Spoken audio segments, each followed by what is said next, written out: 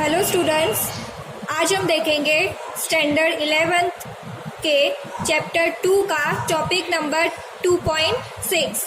इसमें हम बात करेंगे त्रुटियों के बारे में, यथार्थता और परिशुद्धता के बारे में। हमने पिछले वीडियो में बात कर ली है। आज हम देखेंगे त्रुटि क्या होता है और उसके कितने प्रकार होते हैं। चलिए, सबसे पहले तो यंत्रों में त्रुटि, उसकी परिभाषा देखेंगे। त्रुटि क्या होता है? किसी भी मापन यंत्र के सभी मापन के परिणामों में कुछ न कुछ अनिश्चितता होती है। यह अनिश्चितता को ही त्रुटि कहते हैं। मतलब कि कोई भी मापन यंत्र हो, उसमें कुछ न कुछ जो अनिश्चितता होती है या हम उस मापन यंत्र का उपयोग करने में जो मिस्टेक करते हैं, उन सभी को बोलते हैं त्रुटि। जैसे कि यहाँ उदाहरण के लिए लिखा है मैंने, एक रूम में व्यक्तियों की संख्या। अब आपको अगर कोई बोले कि आप एक रूम में व्यक्ति हैं, कुछ व्यक्ति हैं, उनकी संख्या गिन के आओ, तो आप आराम से खड़े होके गिन के बता सकते हो कि इस रूम में 20 व्यक्ति है या 21 व्यक्ति है। वो आप आराम से गिन सकते हो, तो उसमें त्रुटि नहीं होगी। लेकिन अगर आपको बोला जाए कि उस रूम में अणुओं की संख्या कितनी है, तो आप उसमें अणु नहीं गिन सकते। आप क्या करोगे, उसमें आपके पास जो मेथड होगी उस मेथड से कैलकुलेट करोगे और उसके ऊपर से आप अप्रोक्सीमेटली बता सकते हो कि इतने अणुओं की संख्या हो सकती है। तो ये जो इतने अणुओं की संख्या हो सकती है जो हम बोलते हैं, उसमें कुछ ना कुछ पॉइंट में त्रुटि आ जाती है। तो आपको पता चल रहा होगा कि त्रुटि क्या होता है। यहाँ पे त्रुटि नहीं थी क्योंकि हमें व्यक्तियों की संख्या पता थी, हम आराम से गिन के बता सकते हैं, लेकिन अणुओं की संख्या हम गिन नहीं सकते। तो इसलिए यहाँ पे हमारे पास कुछ ना कुछ त्रुटि होगी।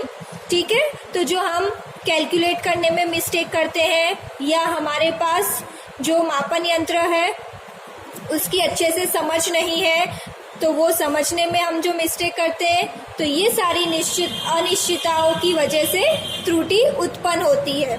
चलिए अब त्रुटि के प्रकार देखते हैं। त्रुटि 2 प्रकार की होती है। क्रमबद्ध त्रुटियां, जिसको बोलते हैं सिस्टमैटिक एरर, और दूसरी है यादृच्छिक त्रुटियां, रैंडम एरर। अब सबसे पहले हम पढ़ेंगे क्रमबद्ध त्रुटियों के बारे में, सिस्टमैटिक एरर। अब ये सिस्टमैटिक नाम पर से ही आपको पता चलता होगा कि सिस्टमैटिक मतलब कि एक ही सिस्टम में चलेगा। जैसे कि एक ही दिशा में होगा, या तो धनात्मक हो या तो फिर ऋणात्मक, लेफ्ट में हो या राइट में, इस तरह एक ही सिस्टम में होगा, उसको बोलेंगे हम क्रमबद्ध त्रुटियां। चलिए देखते हैं क्रमबद्ध त्रुटियों की परिभाषा और इसके प्रकार। चलो पहले हम समझेंगे क्रमबद्ध त्रुटियां, सिस्टमैटिक एरर।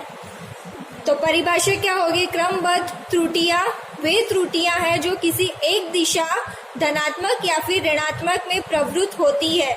मतलब कि ये त्रुटि या तो धनात्मक होगी या तो फिर ऋणात्मक, दोनों नहीं होगा, दोनों एक साथ नहीं हो सकती, क्योंकि ये क्या है, सिस्टमैटिक है। मतलब एक ही तरफ होगा, या धनात्मक या ऋणात्मक, या तो ज्यादा होगा या कम होगा, या तो फिर लेफ्ट होगा या राइट होगा, जो भी होगा पर एक ही दिशा में होगा। ठीक है, अब इसके हम 3 प्रकार होते हैं, एक एक करके तीनों प्रकार समझेंगे। चलिए, सबसे पहला प्रकार है यंत्रगत त्रुटियां, इंस्ट्रूमेंट एरर। यंत्रगत नाम पर से आपको पता चल रहा होगा कि अगर यंत्र बनाने में कुछ गलती हुई है, उसको बोलेंगे हम यंत्रगत त्रुटियां।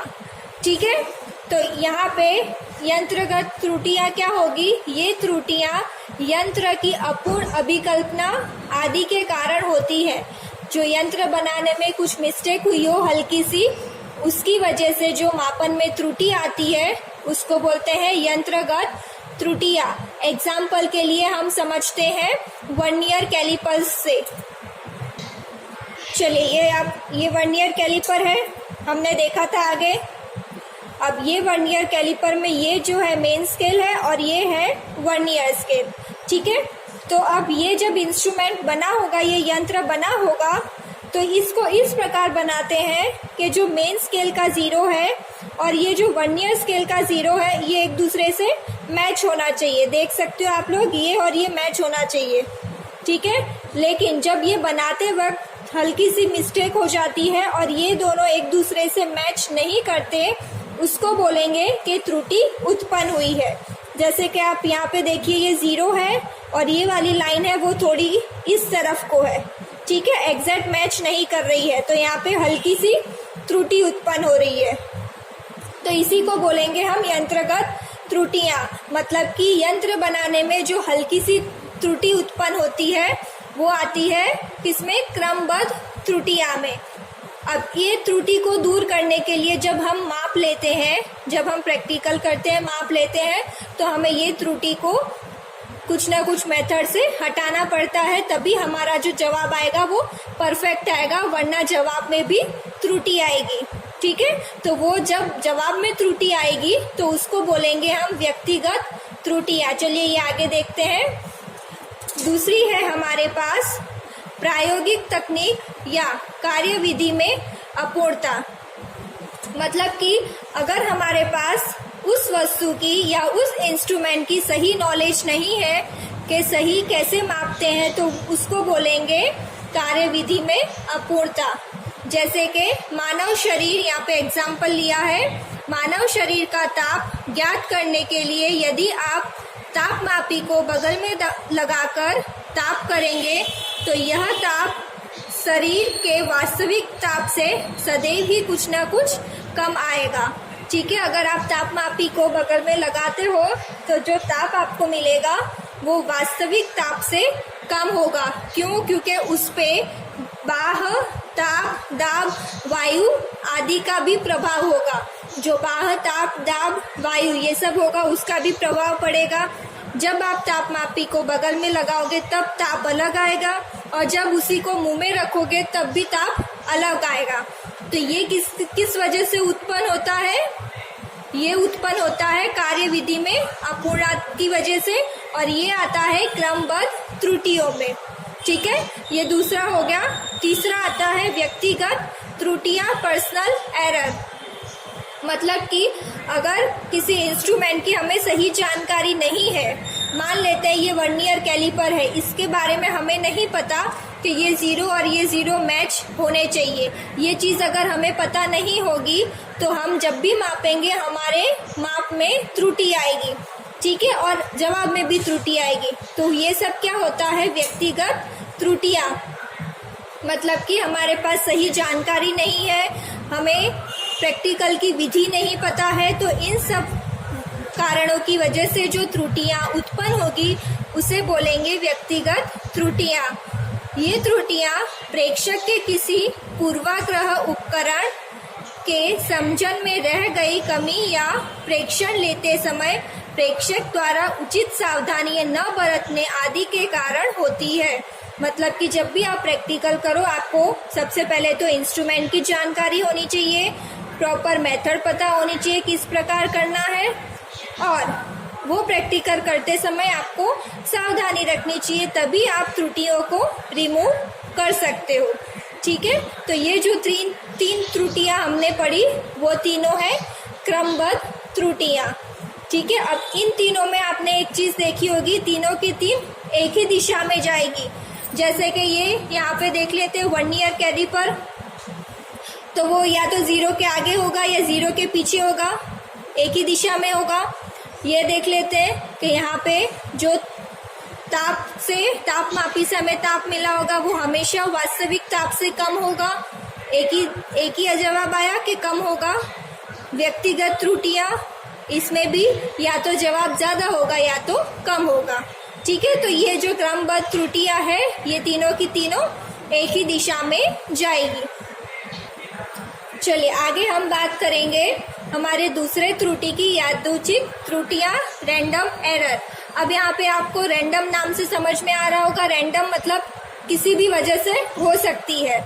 जैसे कि मापन में अनियमित रूप से होने वाली त्रुटियां को यादृच्छिक त्रुटियां कहते हैं, और इसीलिए ये चिन्ह और परिमाण में यादृच्छिक है। यह हमारे परिमाण में लेने में कुछ गलती हुई हो या चिन्ह में हमने कुछ गलती करी हो, तो ये सब किस में आएगा, यादृच्छिक में। जैसे हम प्रैक्टिकल कर रहे हैं तो उसमें वोल्टता देने में कुछ मिस्टेक करी हो, जैसे हमें वोल्टता 2 वोल्ट रखना है, हमने 4 वोल्ट रखा, तो हमारा जवाब तो आएगा लेकिन उसमें कुछ ना कुछ त्रुटि आएगी। ठीक है, तो ये सारी चीज़ों का हमें ध्यान रखना है प्रैक्टिकल करते समय। तो ये जो अनियमित रूप से त्रुटियां आती है वो सब होती है यादृच्छिक त्रुटियां। अब हम आखिरी त्रुटि की बात करेंगे इस वीडियो में, अल्पतमार्क त्रुटि, लिस्ट काउंट एरर। किसी मापक यंत्र द्वारा मापा जा सकने वाला छोटे से छोटा मान उस मापक यंत्र का अल्पतमार्क कहलाता है। सबसे पहले तो हम समझेंगे अल्पतमार्क क्या होगा।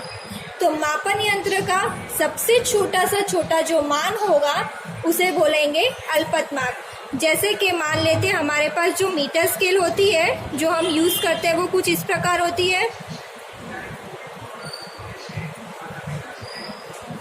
ठीक है, ये जो मीटर स्केल होती है, अब इसमें अल्पतमार्क क्या होगा, तो ये जो इतना गैप होता है ये सबसे छोटा सा छोटा मान होता है मीटर स्केल का, तो इसको हम बोलेंगे अल्पतमार्क। जैसे कि ये है, ये अल्पतमार्क है।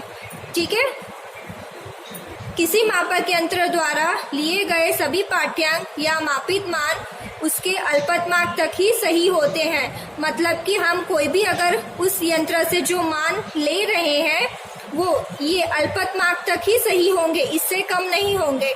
मतलब कि अगर हम मीटर स्केल से कुछ माप रहे हो और वो इससे छोटा है तो वो हम नहीं माप सकते, क्योंकि अल्पतमार्क तक ही उनके मान सही होते हैं, उसके बाद वो गलत होते हैं। मतलब हम इस मीटर स्केल से इतना छोटा ही माप सकते हैं, तो इसको बोलेंगे हम अल्पतमार्क त्रुटि। ठीक है, तो ये हमने कुछ त्रुटियों की बात करी थी। हर एक इंस्ट्रूमेंट की अलग अलग अल्पतमार्क होते हैं। जब भी हम उसका उपयोग कर रहे हैं, चाहे वोल्ट मीटर हो, एम मीटर हो या तो फिर वर्नियर कैलिपर हो, हमें सबका सबसे पहले अल्पतमार्क निकालना पड़ता है और उसके बाद आगे के पाठ्यांक लेने पड़ते हैं। ठीक है, तो ये तो हमने कुछ त्रुटियों की बात करी की। आगे की टॉपिक हम अपने आगे के वीडियो में देखेंगे।